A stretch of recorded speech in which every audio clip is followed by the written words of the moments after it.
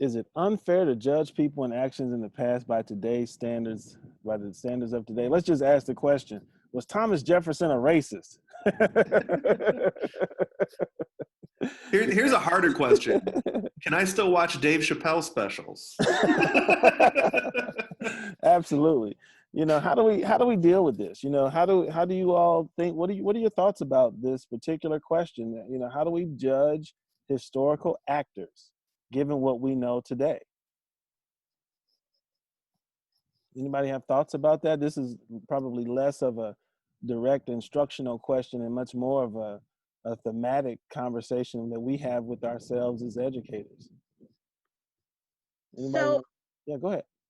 I don't actually let my students use the word racist. Okay. One of the things that I have found is that when a student calls something racist, I have seen it meant that they did not have to engage with what I was asking them to engage with. Hmm. So they could not say, oh, that's racist, it is bad, so therefore I don't have to talk about this. So I don't let them say that because, okay, it's racist. Why are we looking at it then? Why am I asking you to do this? And I've had mixed results. I've had students walk out of a classroom. I've had other students say that I'm making things unnecessarily hard, but then I've also had students who sort of came to it from a place where I didn't know that this was bad, Mm. or this was something that reinforced institutionalized problems. Um, so it's difficult because they want to. It's kind of in my head. It's the same thing as saying all Nazis are evil, so I don't have to think about why they were evil. Mm. And it's a mixed bag. Sometimes it works, sometimes it doesn't. But it also means that I'm pushing them beyond where they're comfortable, and a lot of people don't like that. Yeah, absolutely. Absolutely. That's a good I really good like that. strategy. Yeah. I'm not as adept with it as you are, Lisa. One of the places that I find myself is demanding that students not use words like we and they. You know, not really sure who the we is, not really sure who the they was, all that kind of stuff. And I've had the luxury of teaching, issues of race to a predominantly black class, a relatively mixed class, and then a predominantly white class. And those are all very different experiences. And I don't know that I can say that one is better than the other. I think if I had to choose, I'd prefer a more diverse class because you get more diverse opinions. I found that on either end, the predominantly black class can be dominated by a few voices, and a predominantly white class can be dominated by a few voices.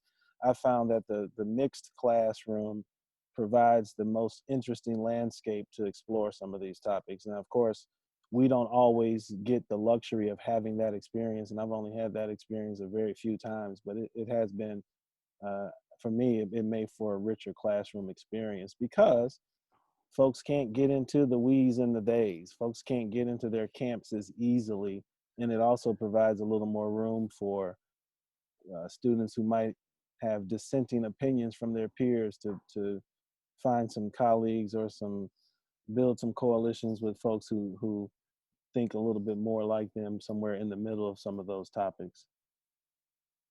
One thing that I picked up from a professor at Marquette when, like Lisa said, how do we engage the students and, to talk about these topics in a certain way. And one professor said, think of the why, had the students think of the why, not just this event happened with this group of people. Okay, but let's go beyond that. How did it get to that point? Why did it get to that point? And to understand the why, we have to understand, what influences are they having? What is their mindset? What is their mentality?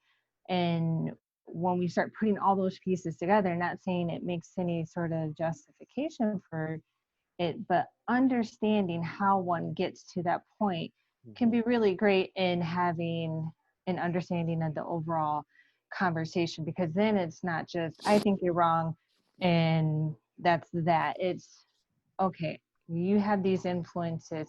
Now I understand how I can better have a conversation with you. And another way a different professor did with her class, and I haven't had the chance to do it with any students yet, but I do think it is a really great exercise, is we have to understand that when we look back at the past and we're looking back at history and we're explaining it from the viewpoint of, we essentially know what happened, so to speak. When history is in the moment, take for instance right now coronavirus or the protests that are going on nationwide, a couple big issues. What's going to happen in the next month? We don't know, because that hasn't become history yet. That's still our future. And at one point in time, when all these events are going on, it's not history, it's the present. It's still the future for them. And so what she did to illustrate that is she took newspapers. And so each week in their class, they had a newspaper from that week. They couldn't go any further. They just had that week. And they had to respond to, okay, what's going on? This is the information they have available to them at that time. I mean, this is from like the 1850s or something like that. And so she said, okay, put yourself in their shoes. This is the only information you have available to you at that time. How do you make sense of the world around you? And I think when we take ourselves out of now, transport ourselves back and understand their world the way they're looking at it, we can start to see how, okay, maybe this is what they were thinking, or this is what they were engaging with. And I think it really helps to put it into perspective from their point of view versus our point of view. And Brian, that's a really good point. And Brian, you sort of earmarked that very effectively. We do have to teach students to question both. Absolutely, to Keisha's point. We absolutely do have to teach them to question both. And that gets us to, or gets us back to, the importance of the document. Debate the document. The document is the place of debate, which helps to sidestep some of the subjectivity. We can't emphasize enough the importance of the document, the text of the document. I like to use law and policy. If you want to talk about slavery, use the slave codes. The slave codes tell us all we need to know about the institution.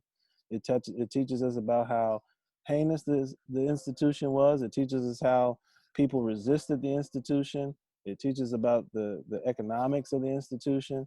Those documents are going to always be valuable. And I'll also say that for those of us who have the ability to do so, engage archivists and librarians in our classroom development, in our course development, so that we're using not only materials that we find valuable, but the archivists and the librarians, they are sitting on troves of information.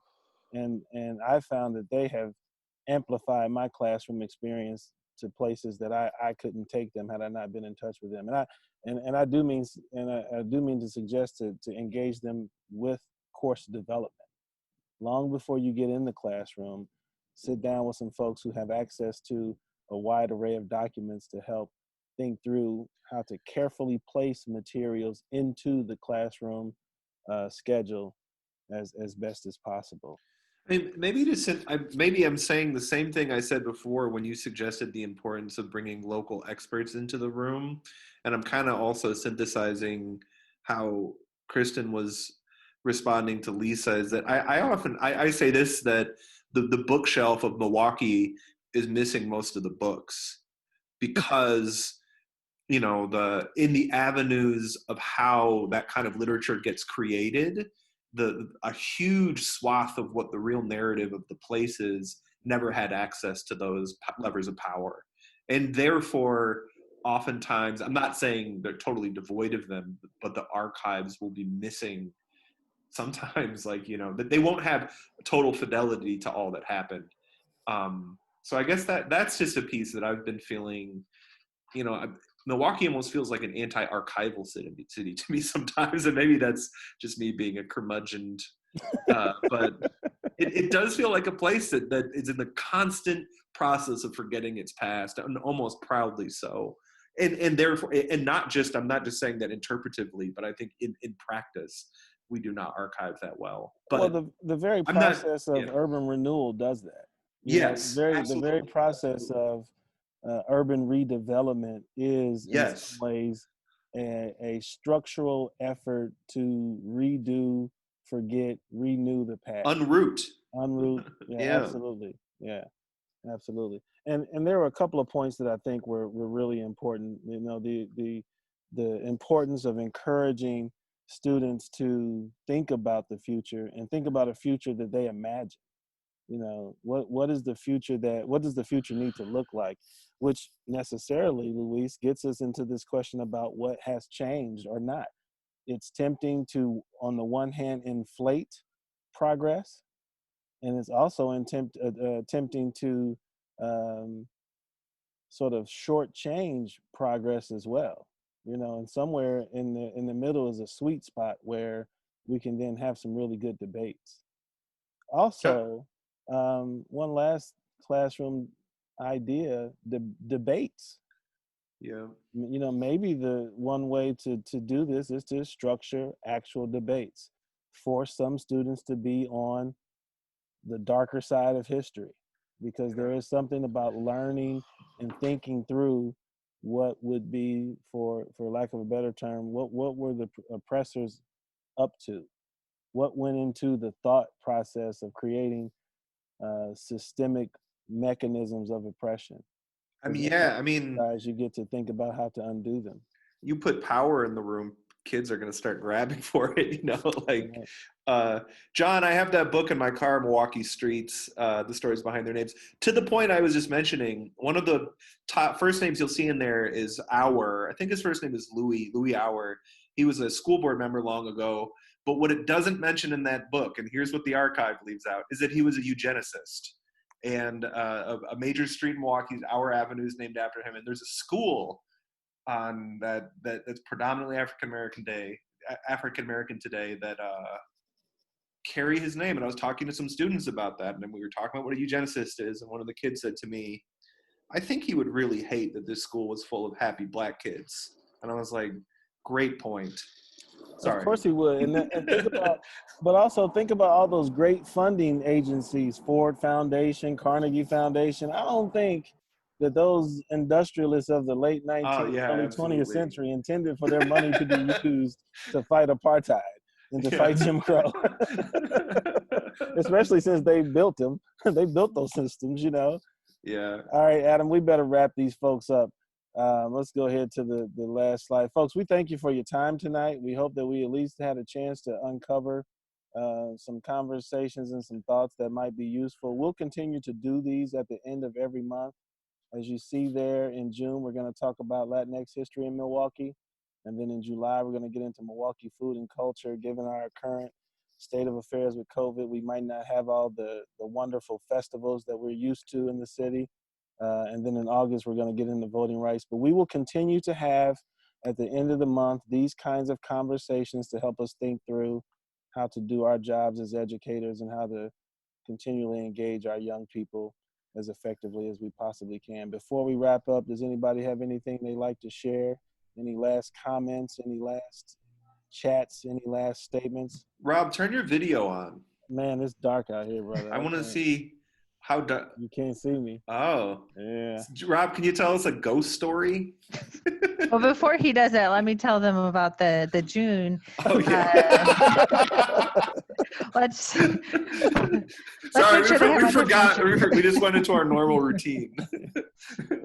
So for June, it will be starting June 10th is the first one for the digital series, which is a monthly summer series that we have been doing. But like they said, at the end of the month, we will have the table talks. So my email's there at the bottom. So if you want to join these on the weekly basis, in addition to the table talk, go ahead and shoot me an email and we can make sure that you are invited to these. They've been great. The attendance has been excellent for each week. And each week takes on its own sort of personality, but there's so much in each of the talks, a lot of resources. Everyone that comes as an attendee has great comments, a lot of book suggestions, also articles and different suggestions for resources that you could all use in a classroom. No matter what grade you're teaching, it's all adaptable. So these are really great informative sessions, not just about history, but how to understand it, how to teach it, and really engaging with each other as well too. You know, Rob calls them, he says this, and I love the analogy, is that they're kind of like pickup basketball a little bit, but better than the courts at Washington Park, because Rob was saying that the skill level's not that high there. You know, actually, what I was saying was that if the young guys are going to go out and play basketball during a pandemic, They better make it worth it. you know, you mean to tell me you came out here to play basketball and risk your health with that jump shot? You have to heckle them at the court, I not in heckle this them, Zoom, absolutely. not in That this is my Zoom job talk. You're a as coward. dad. My job is to heckle them, absolutely. Like, you out here without a mask with that broke jumper. We also included in the chat there the Facebook page where you can see all of the previous discussions from our May series.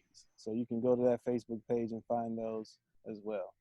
All right. You folks, should point out to them it will be their last dance. They're gonna get COVID. Heather, if you happen to have right away the curriculum website loaded up, if you could drop that in the chat, that would be She great had as it. well. Okay, She did it cool. already. Just like that. Yep. Cool. Well, we thank you all for joining. We will wrap up here. I'll stop the recording and we'll hang out here in the event folks want to chat a little bit more for a few minutes without the recording. So the recording has